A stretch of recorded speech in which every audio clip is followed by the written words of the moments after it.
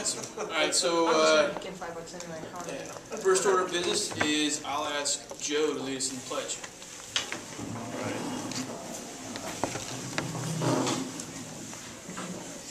Now you're in the front of the class. Ready? Begin. I pledge allegiance to the flag of the United States of America and to the republic for which it stands, one nation, under God, indivisible, with liberty and justice for all.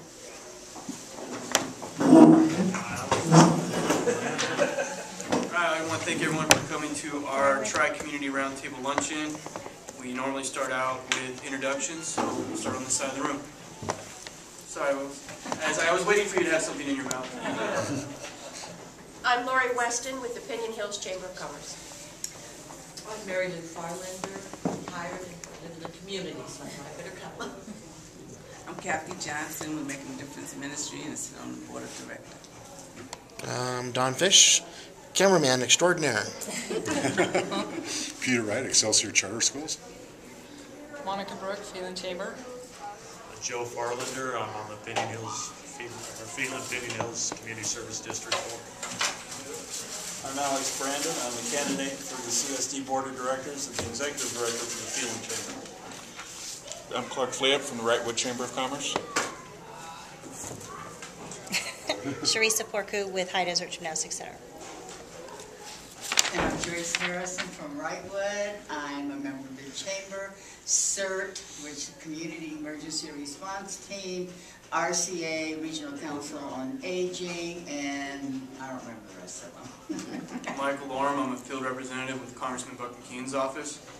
We do have some upcoming events. There's obviously the Halloween events on Monday night in Wrightwood and in Phelan.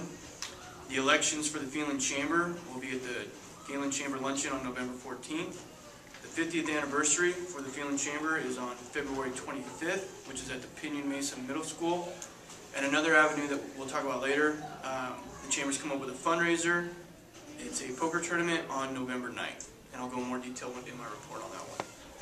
So with that being said, I'm here to answer any questions or give any updates on government issues. So does anyone have any concerns or questions of things going on there? We should mention too that normally Ken is here. Normally Ken Anderson, who's the field representative for State Assemblywoman Sharon Runner, is in attendance. Today he's at the Caltrans District 8 meeting down in San Bernardino. So I'll be fielding all questions. It said State Center, didn't I? Oh, did I? Whoops. I demoted her. Sorry. Michael, yesterday we had a traffic meeting in Wrightwood, and that's with all the agencies. That's LA County and San Bernardino Highway Patrol, Sheriff, Roads, and all that stuff. And this is about the 5th or 6th year, and it's been really effective in working on some of the problems that we have in Wrightwood. So it's really good. Trying to clear some of the gridlock in the wintertime. But then Caltrans has just put another gridlock in by putting a stop sign on Highway 2. There's a stop sign on Highway 2 now? Yeah. We tried to get them to stop it, but they don't live there and they don't care. Was that like in front of the post office? Yes. Yes. Okay. Ridiculous. Several years ago at the NAC meetings, the people actually, the community requested a stop sign, and Caltrans did everything they could to talk them out of it. Careful what you wish for type of scenario? I think so, yeah. Caltrans warned them what would happen. They asked for it. Very few people walked to the post office. They never took account of how many people walked across there to justify a stop sign. They did. Caltrans admitted they did their, where you put the rubber strip and count the cars. They did that in the middle of summer versus doing it in the wintertime, which is when the problem occurs. So they did say that they were supposed to come out this winter and re-count. But they didn't count the pedestrians, and that's why they put the stop sign there. So it's a screw up on everybody's part, but I think it'll eventually get fixed. This is going to be a year where the traffic, I think, will get worse, and that's what's going to help get it fixed. Is it announcement time? Sure. What we do? Oh. As far as the CSD goes, Joyce, were you going to speak about the health fair, or do you want me to? The health fair. We had our first meeting for a health fair that we hope to have in March, and we hope to have it at the senior health fair at the high school, and it will be coordinated mainly by the Visiting Nurses Association. Joe and I and other people went to the one in Hellendale and Silver Lakes, and it was really good, and we really expect this one to be bigger. Brad Messentoff's office is involved in it. The school district is already involved in it. Who else, Joe? That's the visiting nurses, the school district, the CSD. Yes. And we're going to get hopefully your office involved. Yes. And Anybody else Steve that wants to Knight's do it? office, Yes. Sharon Runner's office. We're going to try. I think you went to the one in Silver Lake Studios, Michael. They literally filled a gymnasium, basketball-sized gymnasium, and had well over 200 people. We're going to, I think the people, not just in Phelan and Pinon Hills, but Wrightwood are underserved, clear out to Llano and over into Oak Hills. We're all really part of one community, and I think all the people identify more so with Phelan than they do with Victorville or Hesperia, any of those. So we're going to try and be as inclusive as we can and go reach out as far as we can. So you want to make the announcement too? Yeah, there's a Medicare in a nutshell for anybody that has access to seniors or somebody that's getting towards the point where they're going to, because evidently Medicare is just a nightmare when you get to determining what type of services you need beyond the standard Medicare. So there's at the Phelan Senior Center on November 16th, which is a Wednesday. There will actually be someone there that should be able to answer questions relative to Medicare. So if anybody has a senior in their family or a business where seniors frequent it, you might want to put a copy up if you could, or just get the word out so they get a good turnout. And I've seen the presentation. It's very informative. It is only about an hour.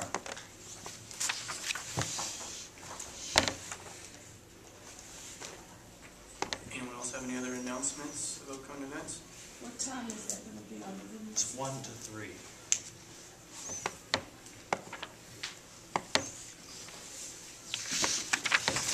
And especially, I don't know how we would coordinate it, but probably the best way to get the word out to seniors might be through the church organizations in the community. Well, Al was supposed to handle here. I've handled Wrightwood. I put the flyers all over Wrightwood. Okay. So he was going to handle down here, getting the word out. So, and Don's put in his paper, and I'm sure it will go in the Mountaineer too. So, yes. And it's in the Wrightwood property owners newsletter. We're doing that. Can you email us the flyer? Does anybody have a? I'll email it to all the chamber members. Good. And Michael meets more people on a daily basis than anybody else. So. I will get the word out. And that's, I believe, all that's going on in the CSD, except we'd really appreciate if more people would show up at the meetings. I know it's tedious. I know most of it's boring, but it's got to be done. And it would clear up several times when misconceptions or misrepresentations have been made. If more people in the community actually listened to the discussion and didn't just look at the end results. And that's all I've got. Does anyone have anything else they'd like to bring up? Alright, well, to let everyone know, I did get one email regarding the banned word that we're not allowed to bring up, Verizon. So I have forwarded that on to folks in DC to see if they got some context to get some better answers for you. Hopefully by next meeting I'll have something. Another thing that with working with Ken in the chamber, we've been trying to find ways to help generate more funds. I know that all the chambers are in dire needs as donations have been drying up. And a friend of mine, Robert Mathis, we attend a lot of poker tournaments. We've helped put together the Snowline one that's still running out here. There's one out at Spring Valley Lake, and there's actually one in Barstow from the Marine Base. So in conjunction with the Phelan Chamber and Pizza Factory on the 9th of November, that night we'll be hosting one in this very room right here. Invitations are being final approved, so hopefully they'll go out soon. It's a 40-person tournament. First prize is a $300 gift card. I believe second prize is $150, and then $50 from there. if everything pans out just on entry levels alone, each month the chamber should be making $500 on the event. Well, we'll need help, which will be coming to the chamber board and other members if they want to help provide raffle prizes, because we can sell raffle tickets or opportunity tickets, I believe we're supposed to call them. That's an opportunity for more funds for the chamber. Budweiser has agreed to be a sponsor. They're working on posters and flyers as well. The way we look at it is if it works out, not only through the chamber, but now we're also helping Brian out, because if people want a slice of pizza or they need something to drink, well, they'll just go across the hall and buy it from there. So hopefully it will be a successful event. What's the date, The 9th of November, which is So Michael, it's a Wednesday. do you have any plans to work with Wrightwood Chamber? I know that's not your area, but since we don't really have much representation there. If it is something that they would like to do, we'd be more than willing to sit down with them. This is our first one, Okay. so we want to see how it goes. We understand that November is around the corner. We're just hoping for the 40 players, so therefore we've been able to give the chamber $500. Should it be a successful event, and Wrightwood says we'd like to do one as well, then we'd be more than willing to help. For all we know, when the event happens, there could be a no-show, and Wrightwood says we're not interested. The proceeds are going to the executive director retirement fund.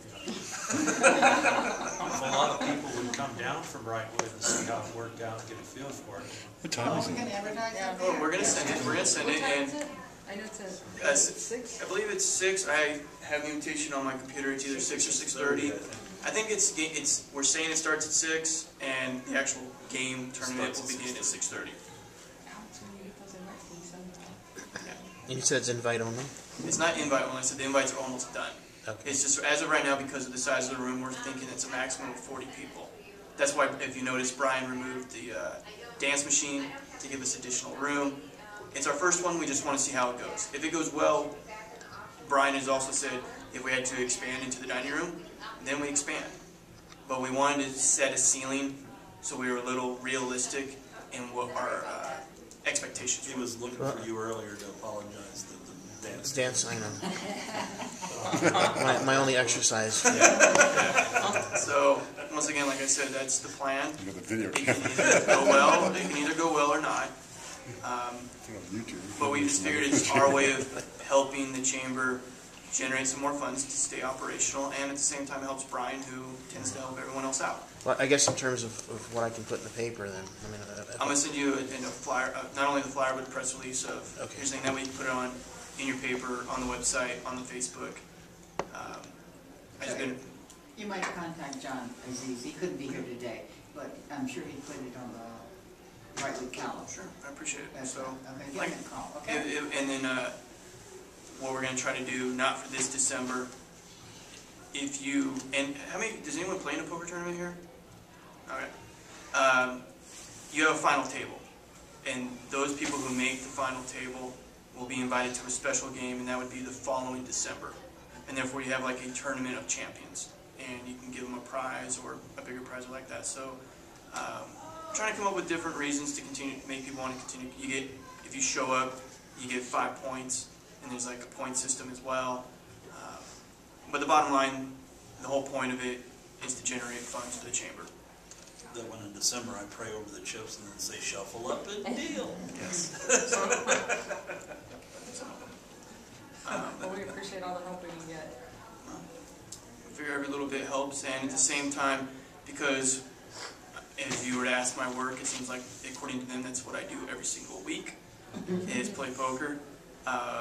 There are a lot of people out there that just enjoy playing, and hopefully we generate some money from outside the area in here. The Snowline football group has done one for a year now, a little bit better than a year. 3 years. At the at the VFW though for 3 years. It's been 3 years. It's ass. Anyway, they generate quite a bit of money for their program off of that. And that's why we picked a Wednesday. We didn't want to compete with theirs. We don't want to take away from that football program. And at the same time, we don't want to make it on Saturdays, so therefore people aren't not able to enjoy their weekend. So it's a test. People are probably going to come to us with some suggestions, and we'll take them and try to evolve. But now you have a monthly fundraiser already planned out for the chamber.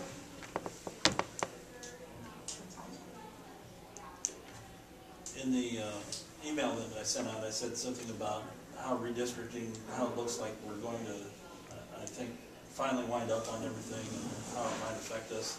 Well, we talk about it every time, but as more time goes by, it seems like there's finality coming to it. So is everyone familiar with what's going on with redistricting? Okay. You have the county redistricting, which did not affect you, but as far as the first district, Barstow, 29 Palms, Lucerne Valley are no longer part of the first district as of today. They're now part of the third district. As far as your congressional district, come November 2012, Congressman McKeon will no longer be the representative out here. You have a new congressional district that was created, Congressional District number 8. As of right now, Congressman Jerry Lewis has not made his decision if he's running, I believe it's 31st or the 8th district. 31st is down in the Redlands area. As of right now, you have 4 people who have formally announced they are running for the 8th district. Is it 5? And who are they? You know? Oh, I need what? Who? Oh, I'm sorry, you are correct. 5. You have Greg Imus, who is a former chief of staff to Assemblyman Tim Donnelly. You have Victorville Mayor Ryan McAkron. You have Victorville Councilwoman Angela Bias. You have former Mayor of Hesperia Bill Jensen. And you have Jackie Conway out of the Barstow community. They've all declared and filed paperwork that they will be running for that seat. Bill Jensen and Mayor McAkron have announced that if Jerry Lewis were to run, they would withdraw. The others did not say so. So, how does that affect you as a community? In reality, yes, it does hurt you because you lose McKeon, who is, I don't want to say a veteran, but he's not a freshman within Congress, so he sits on very influential boards and committees. You are the small part of the district. We all understand that. As I've explained before, there's a community across from his headquarters that's actually larger than Inyo and Mono County combined. What does the Valley gain? Well, now you're the heart of the district, so whoever should run or get elected to Congress has to live and die by the voters in the Victor Valley. You now have a lot more influence over what's going to be, what projects are priority. So as soon as that person does become a little more seasoned, it's going to be good for the community. So what's going to happen with you? That's the $20 million question. Congressman McKeon has offered to keep me on board, obviously in the far part of the district, so that's a bit of a drive. I've received multiple offers from other elected officials out of the area. I've received offers for private communities, or not private communities, private companies.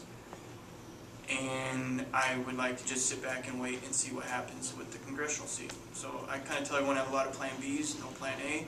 What's my overall objective? I like doing what I do. I like helping.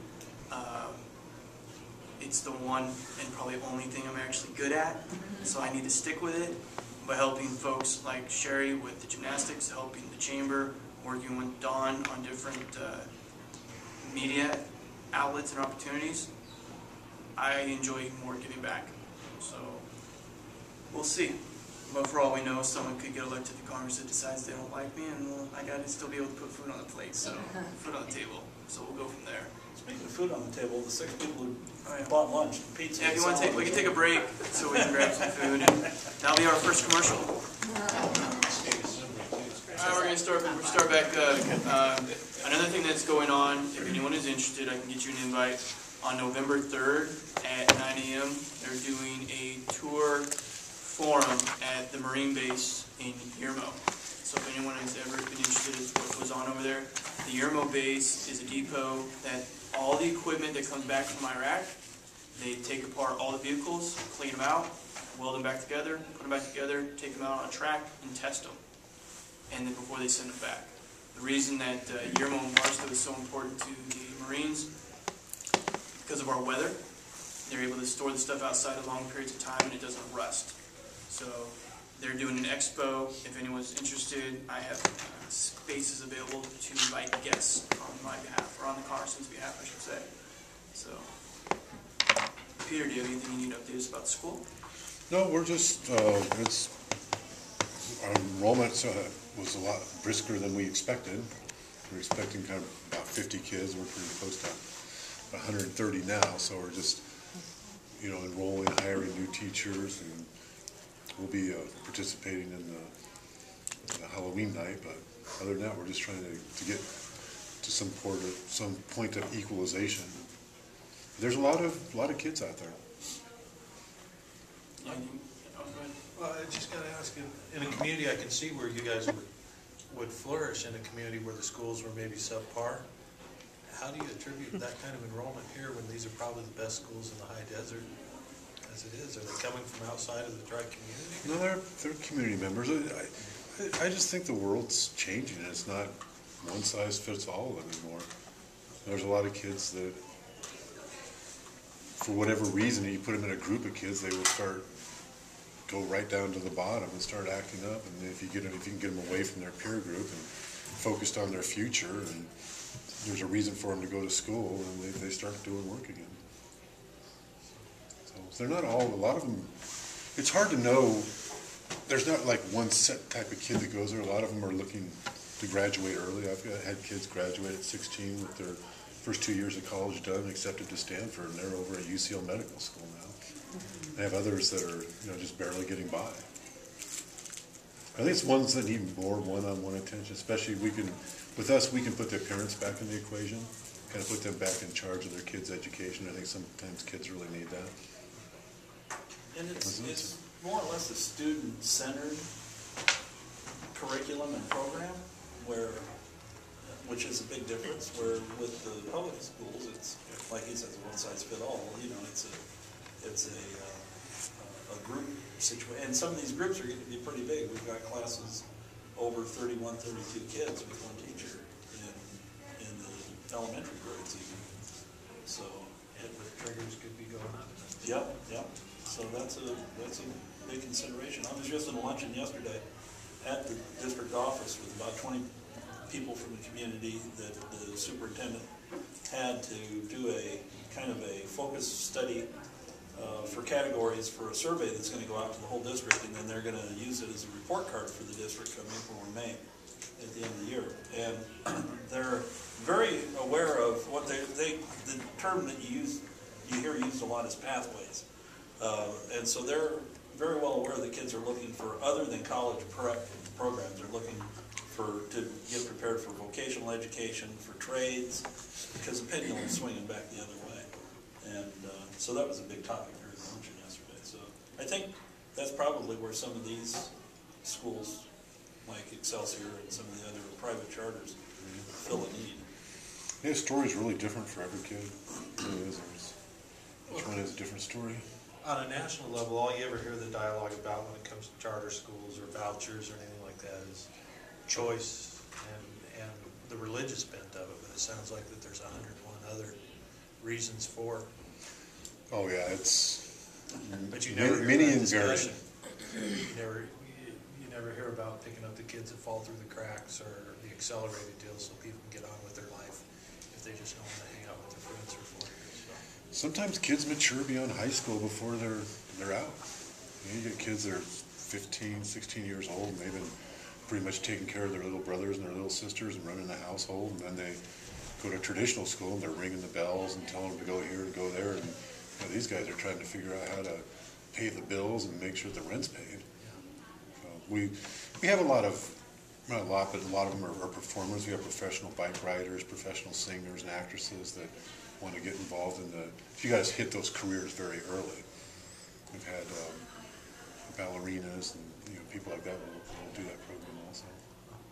It's very condensed. It's very focused. The curriculum is paced out every day, so the kids know exactly what they're supposed to do.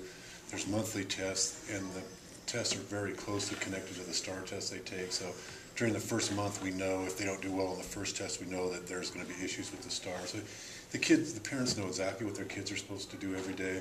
I've heard parents say, like, thank you, you give my kids back to me. Things like, it's great to know what my kid's supposed to do on a daily basis. I don't have to wait for 2 or 3 months to. I have 2 children. One of them flourished in Serrano. It was the greatest school she ever went to. She loved it. It was very successful. And my son, I'm not sure that He likes the smaller school. There's more attention. We kind of keep an eye on it. So it's just different for every kid. So yeah,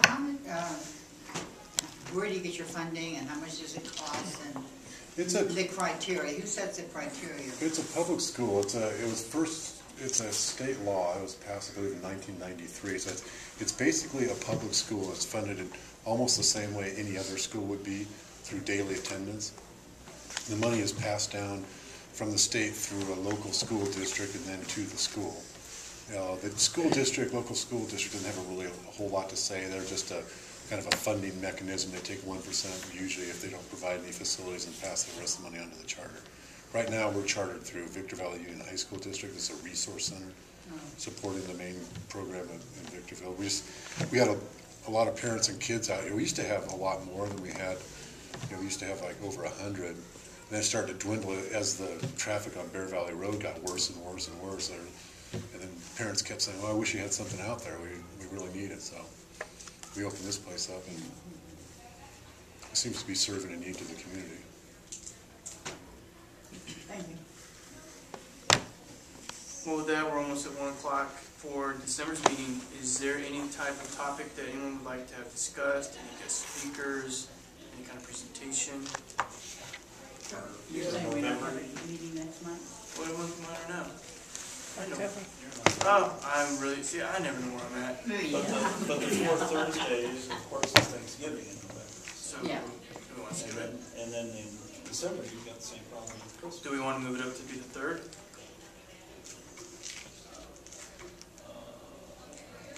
Third Tuesday? The third Thursday in November would be the 16th.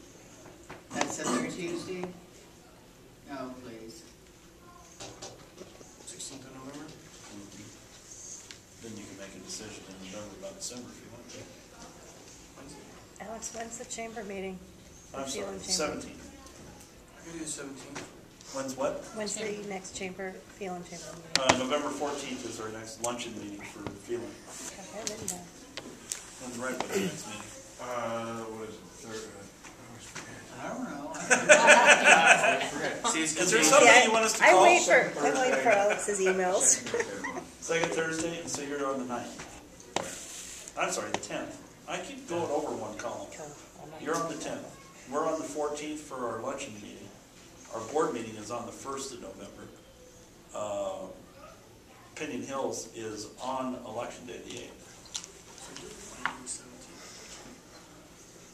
17th is okay with me. Anybody else? That's the third Tuesday? Third Thursday. Third instead of the 4th next month. The third Thursday. Right. That was fine for me. Okay. And is there any special presentation topic that anyone would like? I'd like to discuss the sheriff's department. I'll ask the sheriff be speaker. Okay. Sheriff? So that's the Hey, 17th, Sheriff. you say? I'll do it. 17th, you said? Yes. Yes, ma'am. I'm hard of hearing.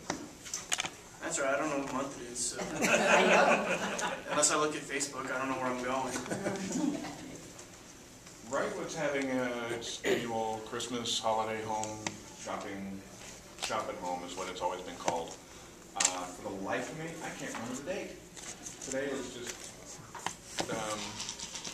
Brian put something in drinks. It's after Thanksgiving, isn't it the Friday, Saturday Isn't it after Friday after Thanksgiving? Thanksgiving? Right. Yes. I believe it is. Yeah. but anyone who's curious can always go to the Wrightwood Chamber website and get the date. There's all kinds of activities. There's hay rides. There's things for the kids, different stores, making ornaments. There's the tree lighting. We have a coloring contest with the local schools in the Snowline District, and the winner turns on the tree. And they're little kids, so they really get a kick out of that. And like I said, for the life of me, I can't remember the date, the actual date. How about the time frame? This is during the day, the evening? It's in the evening. It's Friday and Saturday. There's also the electric parade. There's a parade through town. Everyone decorates their dogs, their tractors, you name it. It's very nice. Unfortunately, like I said, I don't remember any of the times and dates, but if you'd like to go on the chamber website, it'll tell you everything. Pick up the November issue of News Plus, and we'll be in there as well. There you go. I got such a compliment on your magazine. So a lady came in my office and she picked up. She goes, "I love this." She goes, she was going to make it a general stop to come in to pick it up at my office. Now I'm getting so many compliments. That's what we like to hear. Yes. Thank you. The calendar, the way it's laid out. So thank you very much for dropping them on. Yeah, I'm going to be honest, man. I look at it every month just to find out what events are at. The staff writers. You make it very easy to follow what's going on. Yes. So, I do too. We tear it out, and it's on the desk. That's what I use. All right. I'd like to invite anybody who wants to come to the RCA Regional Council on Aging in Victorville. It's the third Tuesday of the month at 9:30 at the offices on Bear Valley. We need more participation in this area from the folks. I should mention, I'm always negligent in this area. I sit on the board for the Interfaith Council for the High Desert. And the Tuesday before Thanksgiving is always their big Thanksgiving celebration. And it's going to be at the Maple Mormon Church in Hesperia this year. It's been at the Center for Spiritual Living in Apple Valley for years. So this is the closest it's going to be to Phelan in a lot of years. We've been doing this for 13 years now. And it's a big interfaith celebration, giving thanks on Tuesday night, the 22nd. The Tuesday, it's always the Tuesday before Thanksgiving, and I apologize for not mentioning it every year, but got a lot going on. Well, on that note, I think everybody probably saw the Daily Press, was it yesterday or the day before, talking about the local charities and things that generally step up at the holidays, Thanksgiving and Christmas specifically. The federal funding's down in the CBGB grants or wherever they get their money from, an average of 40%, and just their donations in general are down at least 60%, and the shelves are getting bare. So since everybody's in the room here together, at least in our community, we need to see what we can do along those lines. So we've got 2 months. Helping Hands and Angel Tree are two our Angel Tree big program. Community.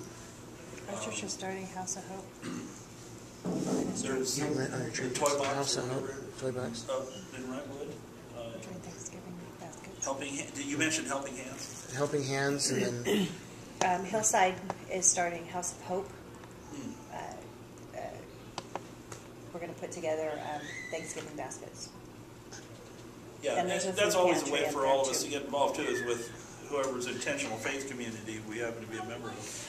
There's a lot of that going on, of course. I know all the organizations are there, but I don't know that people realize the exceptional deficit this year, and the fact that those organizations just don't magically do it on their own, that every other organization in the community needs to partner up with one or two of the other ones and try and spur it along this year.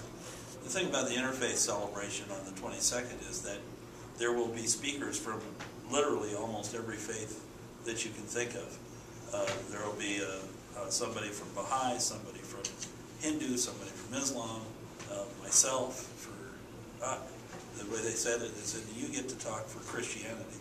And then you've got somebody from the Jewish temple, and there's just somebody from, there's a Buddhist monk, they're going to blow the shofar at the beginning and everything. It's a real neat evening to learn a little bit about all the different faiths, and it's a nice celebration. And they raise money, the Interfaith Council does, and gives away all the food that comes in that night, because they do a big cornucopia and everything on the stage. And so anyway, it happens every year, and I don't really advertise it a lot because it's been all the way out in Apple Valley. This time it's going to be closer, so maybe some folks from Phelan can get to Hesperia that night. It's an interesting evening. Are you supposed to go ahead and bring a donation or something when you go? Or You can, or you can just get with me in between with regards to the Interfaith Council and the work that they do. One of the things we've always done, just as a family, in the holidays, is we'll talk to the local police department or sheriff's department. They're going to know who in the community really needs some help. we do something without them knowing. But they're out there, they see what's going on, they know who's in trouble and who's struggling. At the Angel Tree distribution, when we do it, and I'm looking for the date real quick to tell you when it's going to be, so that everybody knows. It's at the Phelan Community Center. It's going to be on the 23rd, Friday from noon to 6. And we not only do the gifts for the kids for about 50 families, but we also have Christmas trees from the fire explorers and punch and cookies and stuff like that. Give them something to eat. Santa Claus is there. He comes on the fire engine. It's a really nice day, and we always need a couple volunteers from the chamber to come and help hand out things, do the punch and cookies and so forth. So it's if you haven't been involved with Angel Tree to that extent, coming and being at the center when we do the distribution, it's really something. Does anyone know if Brian's, you know how you can go to like Applebee's or other restaurants and you host an event and they'll say, if you bring in this flyer, 10% goes towards an organization. Has Brian ever done that here? We've never done it, but I know a lot of people doing it. I think we'll ask him real quick. Hold on a second. See if he'll stuff like that. If there, can anyone think of one particular entity that we would like to help out? And then what we could do to generate more traffic, if we're interested, we can partner with Marine Base. What we're doing right now for Applebee's in Apple Valley and Victorville, we're planning one. The Marines are going to come in. They're going to have 2 Marines in blue to open the doors, Toys for Tots. And then the other Marines are going to be in their Toys for Tots shirts, doing all the serving and cleaning up. So we might be able to partner with them and maybe help out one other organization, and Brian has agreed that he would do something like that. Is there, but my only fear is, how do you help just one entity as opposed to all? So is there kind of a base organization that we would want to pitch in for? I don't know. The one that comes to mind is Lord's Table, because they do for the whole dry community. But that's just the one I think of off the top of my head. As far as food for people that need it for the holiday.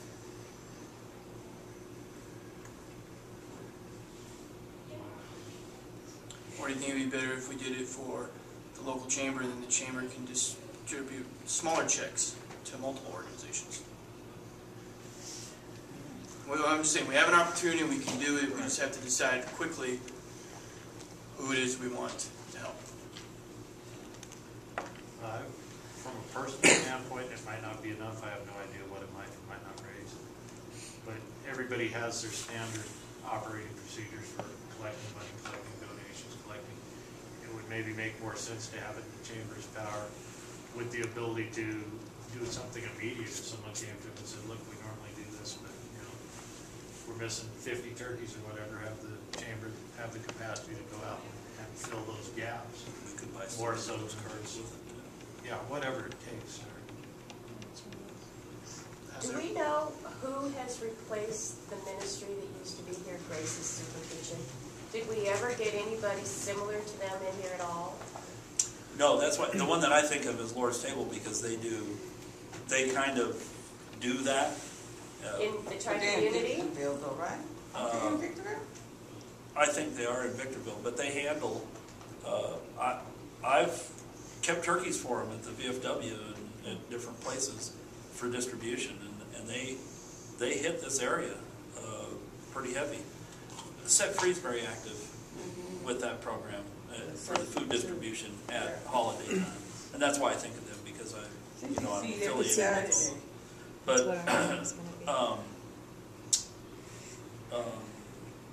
as far as Joe's suggestion about it would be one chamber, because we don't have like a tri-chamber organization or anything like that. So it would probably be one chamber that would get the funds and buy the cards and distribute them or whatever. Or we could divvy up, one chamber could collect the money and then divvy up the cards to the other, to all chambers, and have them, because now you've got someone in the office, right? Yeah. So you could have somebody at your office. I could be here in Phelan and cover Pinon Hills too, and then we could maybe do that. That might be a good idea. Probably the Phelan Chamber, and then we can buy cards. Well, I mean, we got and distribute. You're President Wrightwood, correct? Actually, as of 2 days ago, I'm the vice president. Should have done this earlier. Close enough. But the president will probably never come to these meetings because he Right. works off the hill, so he's it. Well, everyone in here is community leaders, and we all want to do what's best for the community. It's just something that everyone feels comfortable with. I mean, it's an I effort. think that would be a nice idea, and then we can go ahead and. Okay. I can I'll pass go work the details. Would it be a certain date or Yeah, dates? we're gonna probably pick one day. Are we thinking maybe? I know that obviously they want it as soon as possible. Obviously, after Thanksgiving, that might be too soon. But if we did maybe like the first week of December, then we can help out for what's ever going on Christmas. Plus, that gives me time to work with the Marines to get them out here, and we can also make it a toy drive at the same time. If you want to bring an unwrapped gift, great. But if that's of interest to everyone, I'll run the lead on it. I can pass flyers out at the gym. Okay. The only thing about the Toys for Tots thing is that the tri-community already has their own things that they're, like the angel tree and the toy box, that we already kind of do that with, so.